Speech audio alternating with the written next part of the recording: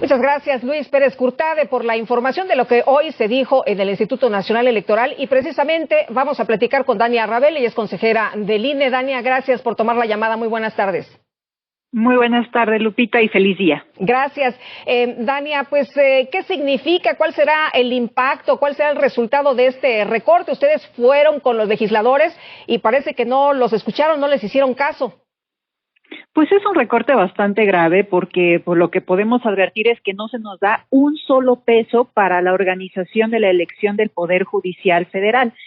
Pedimos para esa organización 13,205 millones de pesos y el recorte que se nos está haciendo es de 13,476 millones de pesos, incluso superior a lo que habíamos pedido. Entonces, no nos dan un peso para organizar esa elección y todavía nos quitan 270 millones de pesos adicionales. Entonces, es muy grave. La verdad es que solamente al Poder Judicial Federal se le hizo un recorte superior en cuanto a monto, pero proporcionalmente el recorte que se le hace al INE es todavía mayor, porque el recorte proporcional que se le hace al Poder Judicial, aunque es de 14,042 millones de pesos, proporcionalmente es el 16% de lo que habían solicitado. Y a nosotros, aunque se nos reduce 13,476 millones de pesos, porcentualmente es el 40% de lo que habíamos solicitado de presupuesto. Entonces, vamos, ante esta elección inédita, compleja, del cual no tenemos ningún antecedente, no solamente en México,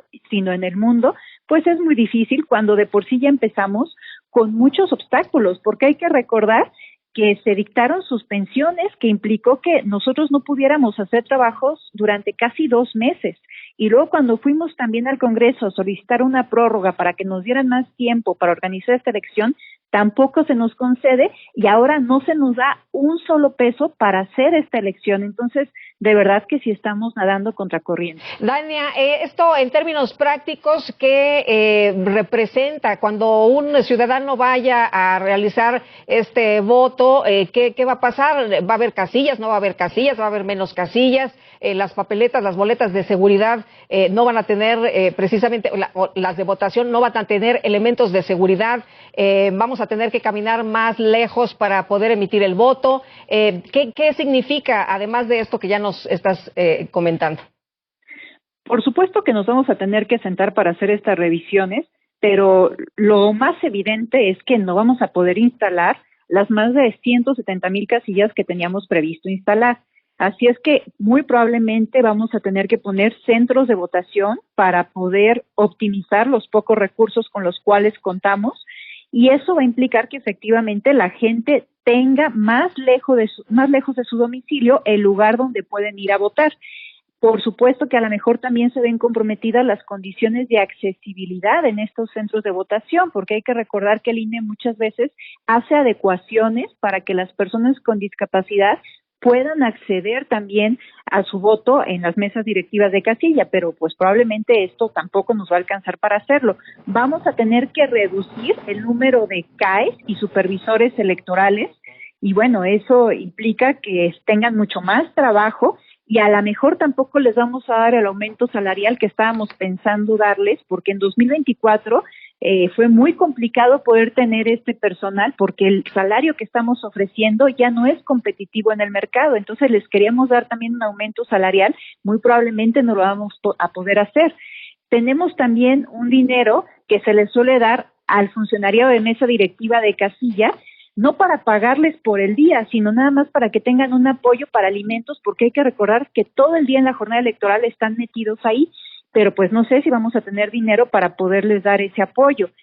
Obviamente las boletas electorales vamos a tener que ver cómo podemos reducir los costos y a lo mejor no los imprimimos en papel seguridad, vemos cómo se pueden hacer más pequeñas, aunque lo cierto es que con tantas candidaturas va a ser eso muy difícil. En fin, hay muchísimas cuestiones que vamos a tenernos que replantear y ver si las podemos hacer. En caso de que esto no ocurra, esté en peligro la elección, puede haber algún impacto de otra naturaleza, por ejemplo, el que la gente si le mueves la casilla ya de plano no vaya, o que alguien pueda hacer trampa en una papeleta.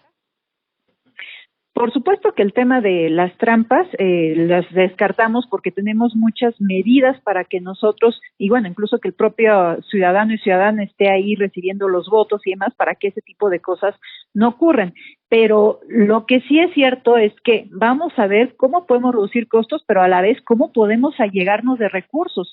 La consejera presidenta en la conferencia de prensa que se dio hace un rato, lo que decía es que iba a solicitar una ampliación presupuestal. Se ve complicado que no la den porque pues ahorita nos hicieron un recorte bastante grave, pero bueno, pues se tiene que intentar esa vía y tratar de dialogar y hacer ver todas estas circunstancias. Y yo creo que también deberíamos de explorar la vía de una controversia constitucional para acudir a la Corte por el tema de este recorte presupuestal injustificado.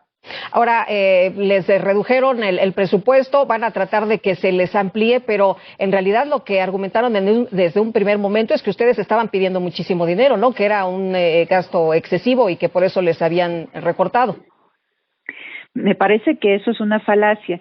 A ver, una de las cosas que se ha dicho de manera recurrente es que cómo es que estamos pidiendo más dinero en esta ocasión de lo que solicitamos en su momento para la elección federal de 2024. Para la elección federal de 2024, el INE previó para el proyecto de la organización de la elección 9,500 millones de pesos. Pero hay que recordar una cosa, el INE en ese momento tuvo que hacer la elección para 629 cargos federales. En este momento son 881 cargos federales, de ahí ya vemos el aumento. Pero adicionalmente nosotros tuvimos 2,304 candidaturas para esos cargos federales. Ahora se prevé tener más de 5,000 candidaturas. Vamos a tener más boletas. Para esas elecciones federales tuvimos 3 boletas, ahora vamos a tener 6 boletas. Y luego se habla mucho de que en 2024 se eligieron más de 20,000 cargos de elección popular. Sí, pero están sumando los cargos locales, en donde los organismos públicos locales electorales presupuestaron recursos para esos cargos. Reitero, para nivel federal fueron 629 cargos y en el nivel local fue donde existieron 20,079 cargos, sí. Y para esos 20,079 cargos, los organismos públicos locales electorales en su conjunto invirtieron 12,315 millones de pesos.